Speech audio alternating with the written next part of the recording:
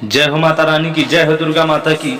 आज जानेंगे इस वीडियो में नवरात्रि में खास जरूरी बातें जो आपको बहुत रखनी है, सावधानियां।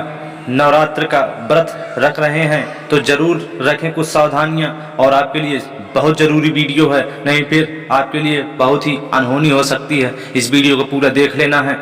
नवरात्रि पर क्या हमें नहीं करना चाहिए, क्या नियम करना चाहिए जिससे देवी माता प्रसन्न हो जाएं और सारे कष्ट, सारी हमारी समस्याएं दूर हो जाएं।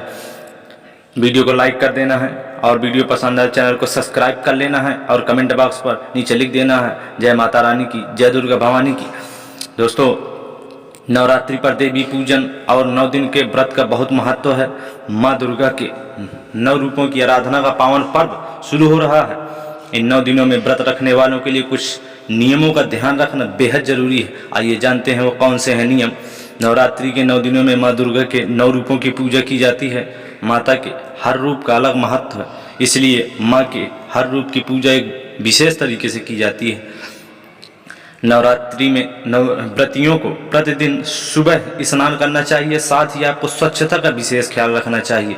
ज्योतिषों के मुताबिक आपको सुबह 8 बजे के पहले स्नान कर लेना चाहिए।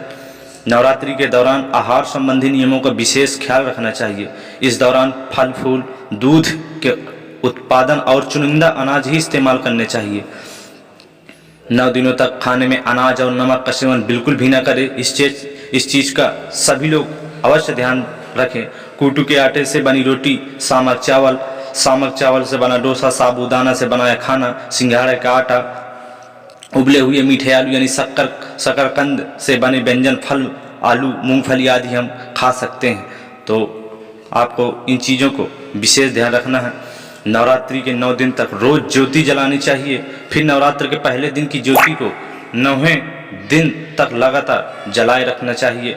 नवरात्रि के शुभ दिनों में घर में जो भी भोजन बने उसे सबसे पहले माँ को भोग अवश्य लगाएं।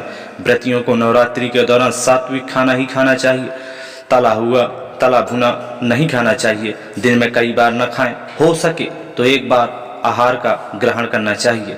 अगर व्रत रख रहे हैं तो सूर्यास्त से पहले भरपेट भोजन न कर लें।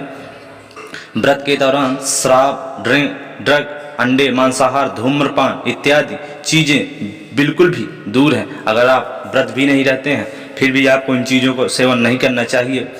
विष्णु पुराण के अनुसार नवरात्रि व्रत के समय दिन में सोने, तंबाकू चबाने, शारीरिक संबंध बनाने से व्रत का फल नहीं मिलता है। सुबह और शाम में दुर्गा माँ की उपासना जरूर करें। व्रतियों को इस दौरान दुर्गा चालीसा या देवी को प्रसन्न करने के मंत्र पढ़ने चाहिए। नवरात्रि के आखिरी दिन कन्याओं को खाना खिलाना चाहिए। अगर आप नवरात्रि में कलश स्थापित कर रहे हैं तो आप माता की चौकी का आयोजन कर रहे हैं या अखंड ज्योति जला रहे हैं तो इन दोनों घर को खाली छोड़कर नहीं जाना चाहिए। ये बात अवश्य ध्यान रखें। ध्यान रहे कि व्रत में खूब सारा तरल पदार्थ लें ताकि शरीर में पानी की कमी ना हो। मसलन आप नारियल पानी, जूस, सब्जियों के सूप आदि ले सकते हैं। व्रतियों को काले कपड़े और चमड़े की वस्तुओं का धारण नहीं करना चाहिए। इस दौरान बाल काटना, शेविंग करना, नाखून काटना वर्जित माना जाता है।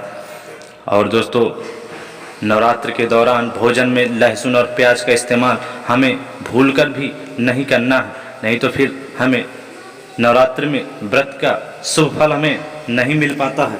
तो इस चीज़ को आप अवश्य ध्यान रखें कि इन नियमों का अगर आप पालन कर लेते हैं तो माता रानी अवश्य आपके ऊपर प्रसन्न होंगी और सारी मनोकामनाएं पूर्ण होंगी। अभी और भी जानकारियाँ इस वीडियो के माध्यम से आपको बताई जाएंगी। भगवान श्री हरि विष्णु ने जब धरती पर अवतार लिया था तो उन्होंने चैत्र नवरात्रि में शक्ति की आराधना की थी। आप भी अपना और अपने परिवार का कल्याण चाहते हैं तो नवरात्रि के 9 दिन रात बरतें, सावधानी रखें, ध्यान। नवरात्रि में माँ आदिशक्ति के समस्त रूपों का पूजन अवश्य किया जाता है। प्रत्येक दिन माँ के एक रूप की पूजा करने का विधान है। इन 9 दिनों में पवित्रता और शुद्धता का विशेष ध्यान रखना चाहिए। पवित्र और उपवास में रहकर इन 9 दिनों में की गई हर तरह की साधनाएं और मनोकामनाएं शीघ्र माता रानी की कृपा से पूर्ण होती हैं। अपवित्रता से रोग और शोक उत्पन्न होते हैं। जिस घर में माँ आदिशक्ति का स्वरूप विराजित हो वहाँ नकारात्मक तत्व कमजोर पड़ जाते हैं। वे नकारात्मकता को सकारात्मकता में परिवर्तित करती हैं। कठिनाइयों को भी उनके समक्ष खड़े होने में कठिनता का अनुभव होती हैं। दोस्तों, नवरात्रि में हमें क्या करना चाहिए जो शुभ होता है? नवरात्रि में जवारे रखने चाहिए, सुबह और शाम माँ के मंदिर जाएं, दीपक प्रज्वलित करें, संभव हो तो वहीं बैठकर माँ का पाठ करें, अन्यथा अपनी सुविधा अनुसार पाठ जरूर करें। माँ को जल चढ़ाना चाहिए, संभव हो तो आपको नंगे पैर रहें, अन्यथा चप्पल का प्रयोग कम से कम अवश्य थोड़ा ही कर सकते हैं। 9 दिन तक तन और मन से उपवास हमें रखना चाहिए, सच्ची श्रद्धा भाव से रखना चाहिए। माँ के श्री स्वरूप अथवा चित्रपट के प्रतिदिन वस्त्र बदलें और सुंदर श्रृंगार करना चाहिए।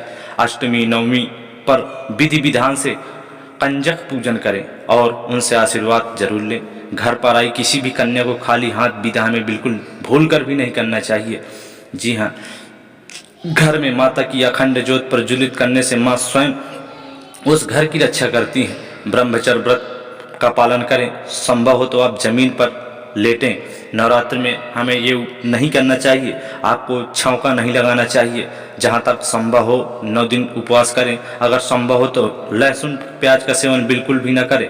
कैंची का प्रयोग जहाँ तक हो सके तो कम से कम करें। दाढ़ी नाखून व बाल 9 दिन तक बिल्कुल भी नहीं काटने चाहिए।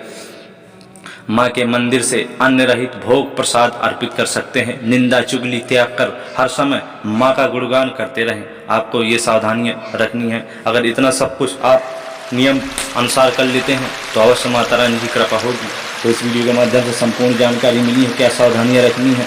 वीडियो अच्छा लगा तो वीडियो लाइक कर दें और लिख दें जय माता रानी की, और सब्सक्राइब कर लें ऐसे ही ज्ञान की बातें पाने के लिए भक्ति चैनल को। मिलेंगे नई जानकारी के साथ। जय माता रानी की।